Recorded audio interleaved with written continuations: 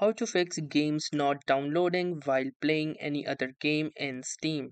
So hey guys, welcome to this tutorial. In this tutorial, I'll guide you through the exact troubleshooting of a particular annoying issue.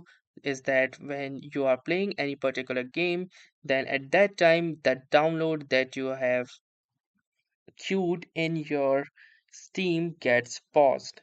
So let me show you the fix to this particular issue.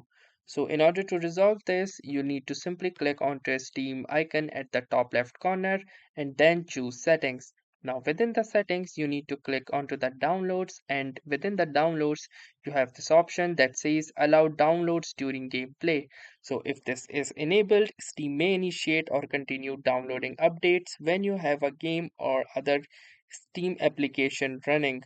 You can also override this on a per game basis in your library. Please note, downloading during gameplay can severely impact game performance on this device. So if you wish to allow the downloading of the game, you need to enable this particular toggle and you are all set. So that was all for this tutorial. Thanks for watching and have a nice day.